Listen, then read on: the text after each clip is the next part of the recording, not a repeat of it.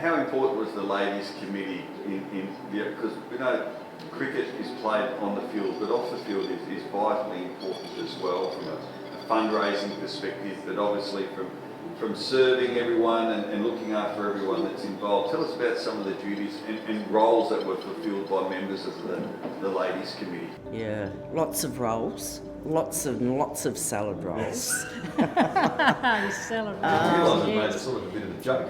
Yeah. Anyway, It was, look, we had to do it. The boys needed it. They wanted their meals. We did our players' teas. They wanted them, and it was part of us raising some extra finance too for the club. Thursday nights became player tea night, Yes. and we used to have these great big boilers of all different things. what was your go-to dish? What was your favourite thing to Was make? it spag Spag bowl? bowl. Always spag bowl. Yeah. With or without parmesan?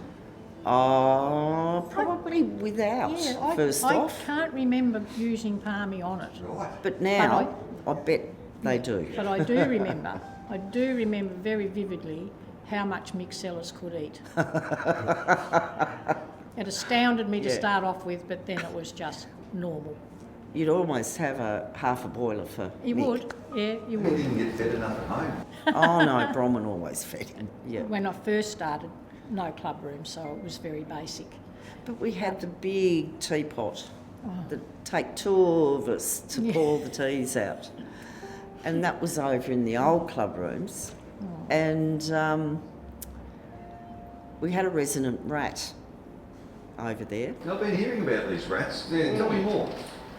Miss Patch, I can't remember. But that's okay. I'm I can old. vividly remember.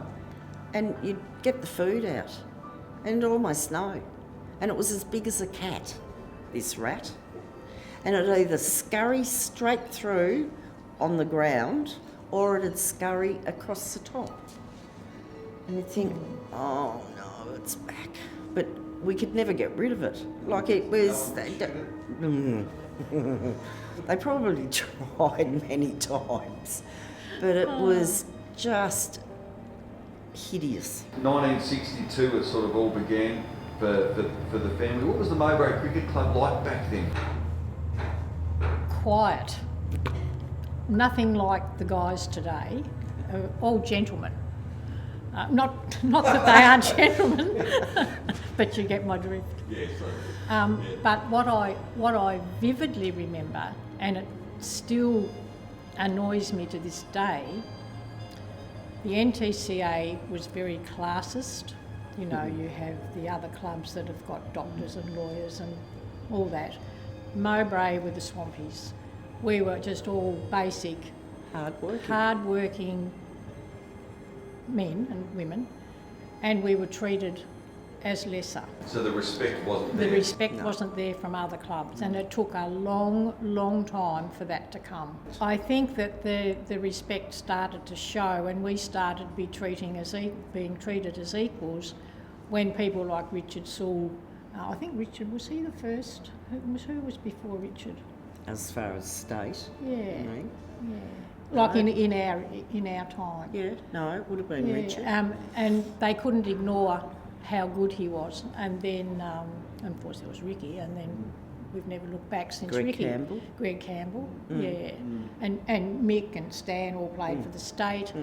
We had all these good players, but they were quite, in the early years, they were overlooked because they were Mowbray and they didn't get picked. And that, and that still sticks in my craw.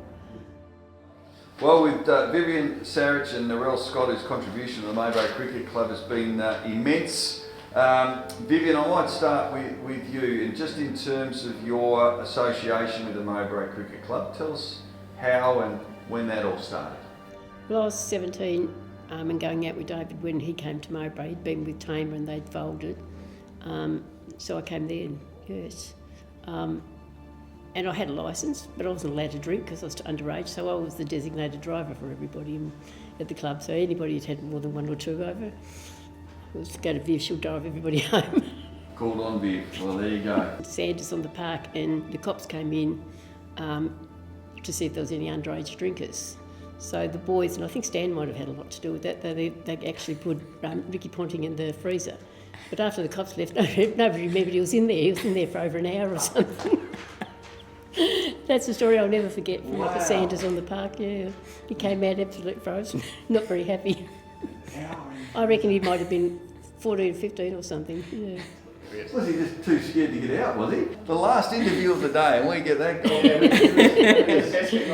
Well, David played over 300 club games, and obviously Jason and Todd also had a long association with the cricket club. Yeah, I think they all got a year together, the three of them to play. How special is that? It's very, very special, yeah. They're both still involved, but now they're involved with the Bridport.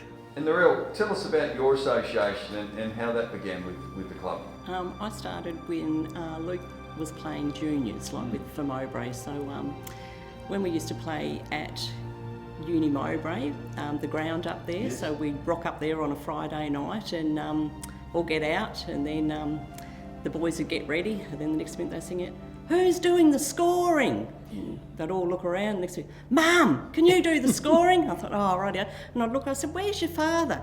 Oh, then I'd look up, and up on the hill, there they all are, all the boys with the esky in the boot, all having beers. So that's how I started. Wow. Started Thanks very much. with a bit of scoring. So and you obviously did a lot more than just scoring, because I know you received some Cricket North awards as well for volunteering, and Mowbray Cricket Club President's Award. So that must.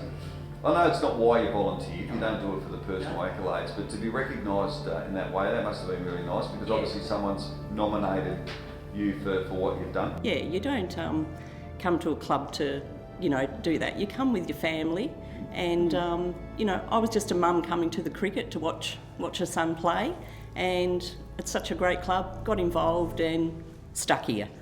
So that's, like scoring for the juniors. For the female team, I did the scoring for them when they were about, and then kind of got into when Debbie kind of said, right, we're moving, we're doing some things. So then come on board in the canteen and the bar, doing some private functions. When we're here, any function that they do, usually here late at night, locking up. Very famous for fundraising events and hosting them on behalf of the Mowbray Cricket Club at home, and barbecues, walkathons. I'm interested in this because tell us about the walkathons. The walkathons were a lot of fun. They were supposed to walk from the Mowbray rooms to Dilston, but a lot of the time they turn into runathons. And when we were talking about the other night with Scotty, and he said, "Oh, I remember when I ran it and I did it in X amount of minutes," and so, and I thought, after all these years, you can remember things like, just silly things that they could remember. So it was pretty serious for some. It was for some of them, chance to show off who was a good athlete. Then they'd just go and jump in the pool to cool off after, and they would have barbecue, and Santa Claus would come, Jack Simmons still, and all the other different things that we had. He would have been a great Santa. He was good Santa, yeah.